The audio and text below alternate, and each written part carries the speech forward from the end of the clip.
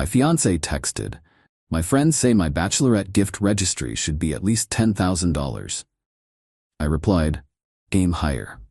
Then I sent the registry link to her ex-boyfriend with the message, "Looks like she's your problem now." The angry voicemail that followed was glorious. I, 31 male, was supposed to marry Cassandra, 29, in 3 months, was past tense. Because what happened last week made me realize I'd been dating a completely different person than I thought.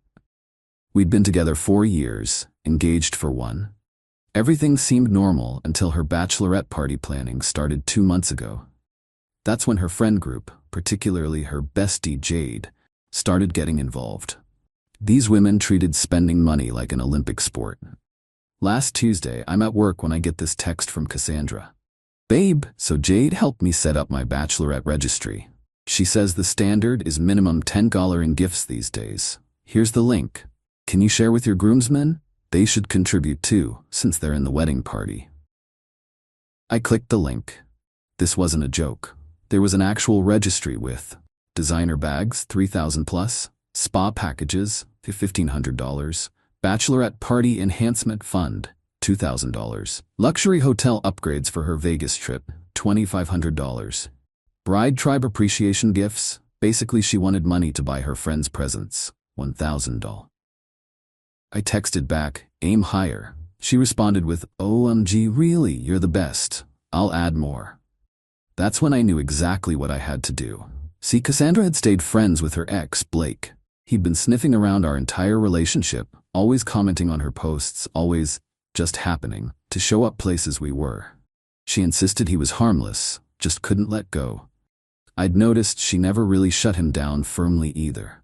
I forwarded the registry link to Blake with, "Looks like she's your problem now. Good luck affording her." Then I grabbed my laptop and started working on a few things. 1. Canceled all wedding vendor deposits that were in my name, most of them. 2. Removed her from my streaming services and Amazon Prime. 3. Texted my landlord that she'd be moving out, apartment was in my name only. 4. Canceled our couple's gym membership. 20 minutes later, my phone explodes. Cassandra left me a 3-minute voicemail that was something, screaming about how I ruined everything and Blake thinks I'm a gold digger now. And, my personal favorite, you were supposed to share it with people who would actually buy me things. The fact that her first concern was Blake's opinion and not, our relationship, that told me everything. I texted her, "Your stuff will be in boxes by the door. Pick them up whenever. We're done." Then I blocked her number and went back to work. My buddy Trevor texted me an hour later, "Bro, did you really just end your engagement over a registry?" "No," I replied. "I ended it over finding out my fiancé thinks I'm an ATM with a ring on it." Update 1. The entitlement escalation has been absolutely insane. After I blocked Cassandra, she went full nuclear. But first, let me tell you what Blake did. Because it's hilarious. Blake screenshot her registry and posted it in their mutual friend group chat with, "Is this real?" She wanted me to buy her a $3,000 purse for her bachelorette party for marrying another dude. Apparently, Cassandra had been telling Blake they were having problems and she was considering her options. She'd been setting him up as a backup plan while expecting him to fund her party. He was pissed. But anyway, back to the escalation. Wednesday morning, Jade shows up at my office. Jade, not even Cassandra. This woman really sent her friend to negotiate. Security calls up. "There's a Jade here," says it's urgent. I go down to the lobby. Jade's there in full designer everything, holding a binder. "We need to discuss Cassandra's emotional damages." She starts. "Excuse me?" She opens the binder. It's an itemized list of relationship investments Cassandra made.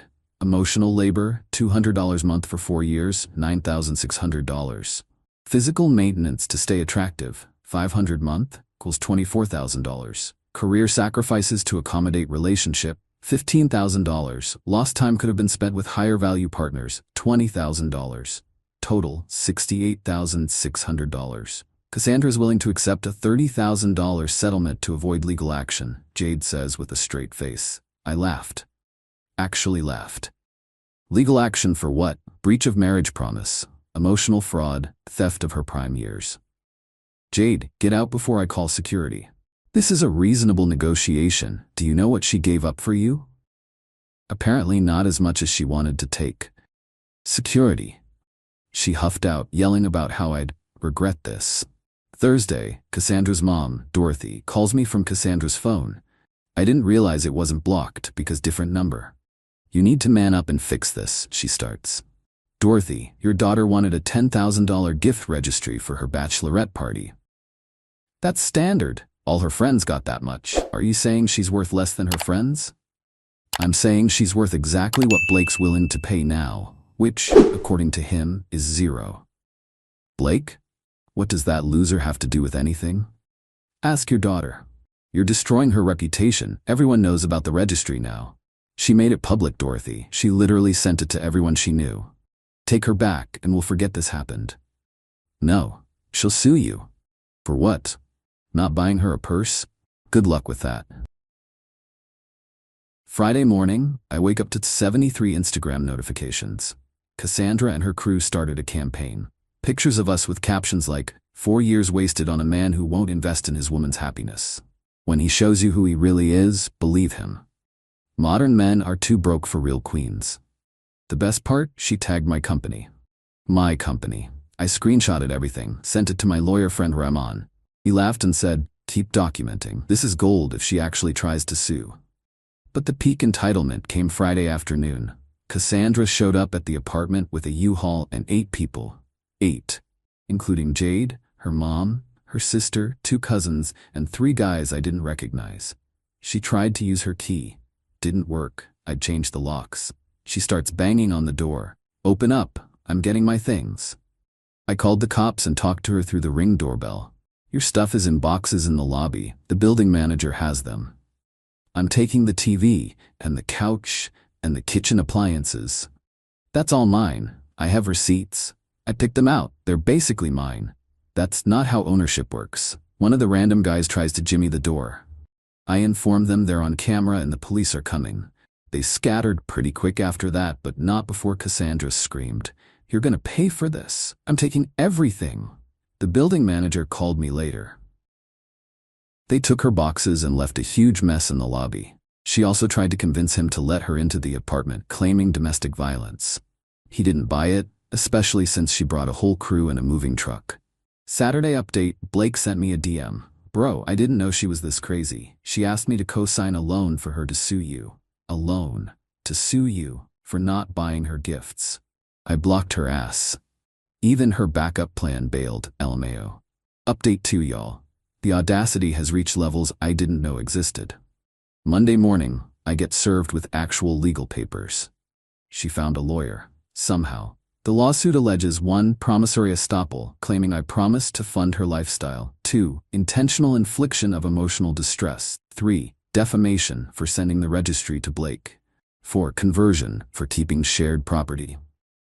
She's seeking $75,000 in damages. Rahman looked at it and literally said, "This lawyer should be disbarred. This is basically legal toilet paper." But here's where it gets wild. Tuesday, I get a call from my mom. "Honey, why is Cassandra's mother calling me about wedding arrangements?" "What?" She says the wedding is still on, you're just having a moment, and we need to finalize catering. Dorothy was calling vendors and family, telling everyone the wedding was still happening, and I was just stressed from work. She'd been collecting RSVPs and accepting gifts on our behalf. I immediately sent out a mass email. The wedding is canceled. Please do not send gifts. Any gifts received will be returned. But Cassandra had already cashed several checks from elderly relatives who don't do online banking. About $3,000 worth. Wednesday, the apartment building calls. Cassandra had listed the apartment on Airbnb. My apartment, that she doesn't live in anymore. Someone showed up with a reservation. I had to explain to a confused tourist family that no, they couldn't stay in my home, and yes, they'd been scammed. Thursday was when she really lost it. I get a notification that someone's trying to access my bank account, then my email, then my social media. She was trying to hack into everything, but the best part? She did it from her laptop, which was still logged into her email, which she'd left logged in on my iPad that she'd forgotten about. I could see everything. Emails to friends saying she was going to destroy me and take everything. Messages to random men on dating apps saying she was almost single and looking for a real provider. And my absolute favorite, an email to a sugar daddy website asking about earning potential. I screenshot everything. Ramon was building quite the countersuit file. Friday, she made her final mistake. She posted on LinkedIn, a long rant about how I was a narcissistic abuser who financially controlled her and how she was starting a coaching business for women escaping financial abuse. She included a PayPal link for donations. Several of her professional contacts called her out in the comments. Her employer saw it. She'd used company time to post it, 11 a.m. on a Friday. By 2 p.m., she was unemployed. Her friend Jade texted me from a new number. "Are you happy now? You've ruined her life." She ruined her own life. I just declined to fund it. She's gonna be homeless. Maybe she should have thought about that before suing me instead of getting a job. You're heartless. No, I just have boundaries. Novel concept for y'all, I know. But Saturday was the grand finale. Cassandra sent one last email from a new account since I'd blocked everything else. "I'll drop the lawsuit if you give me $10,000 and take me back. This is your last chance to fix this. I know you still love me. We can work through this. I'll even lower my standards and forget about the registry." Lower her standards. She really thought she was doing me a favor. I forwarded it straight to Ramon. He responded to her lawyer with a countersuit for harassment, attempted fraud, the Airbnb scam, defamation, the LinkedIn post, attempted identity theft, the hacking attempts, theft, the wedding gift checks she cashed. Her lawyer dropped her immediately. Final update, this is it. The conclusion to this absolute circus. After her lawyer dropped her, Cassandra went silent for exactly 3 days. Then she tried one more Hail Mary. She showed up at my parents' house, in another state. She drove 6 hours to cry to my mom. My mom called me. She's here with a PowerPoint. A what? A PowerPoint presentation about why you should take her back. She has graphs. Graphs, y'all. My mom, bless her, let her present it just for the entertainment value. According to her, it included a cost-benefit analysis of their relationship, market research on what other men would have to pay for a woman of her caliber, a 5-year plan for their financial future, where I apparently would triple my salary, testimonials from her friends about what a catch she was. My dad told her to leave. She refused. They had to call the cops. She was escorted off the property while screaming about investment opportunities and ROI. But while she was busy harassing my parents, the real consequences were catching up. 1. The Airbnb scam was reported to the platform. She was permanently banned and they're pursuing fraud charges. 2. Her former employer contacted me because she'd listed me as a reference for new jobs. I told them about the LinkedIn post she made on company time. Word spread. She's basically unhireable in her industry. 3. Remember those wedding gift checks she cashed? Turns out one was from my great aunt, who's married to a retired judge. He was not happy. They're pressing charges for fraud. 4. Blake, her backup plan, posted all their messages online. She'd been stringing him along for years, getting gifts and money while we were together. His caption, "This is what a professional gold digger looks like." 5. Her friend group imploded. Jade got exposed for encouraging the whole thing because she was getting a finder's fee from any money Cassandra extracted from me. Found this in the emails. The other bridesmaids were furious they'd been manipulated. The countersuit Ramon filed scared her enough that she dropped everything and agreed to pay back the wedding gift money, cover my legal fees, sign an agreement to never contact me or my family again, return the engagement ring, which I'd forgotten to ask for. The last I heard, through mutual friends, she moved back in with her parents. She's working at a MLM selling essential oils. She started a TikTok about being a victim of narcissistic abuse that has 12 followers. Her mom, Dorothy, is still telling people the wedding is just postponed. Jade isn't talking to her after finding out Cassandra was telling people. Jade manipulated her. Blake sent me a final message. Dodged a bullet, bro. We both did. The engagement ring? Sold it. Used the money for a boys' trip to Mexico with the groomsmen. We toasted to dodging bullets with top-shelf tequila. My favorite part of all this? She sent one final email last week from her mom's account. I'm willing to forgive you and start fresh. But my new bachelorette registry minimum is $15,000 since you caused me so much trauma. This is non-negotiable. She raised her price. After everything. The delusion is genuinely impressive. I didn't respond. But I did laugh for about 10 minutes straight. Ramon framed her original lawsuit in his office as the most entertaining case that never went to trial. My mom kept the PowerPoint. She shows it at parties. It's become legendary in our family. And me? I'm living my best life. Alone. Financially stable. Without anyone demanding $10,000 for the privilege of marrying me. Funny thing is, I make good money. Would have happily spent on a woman who actually loved me. But a $10,000 bachelorette gift registry? That's not love. That's a business transaction. And I'm not in the market.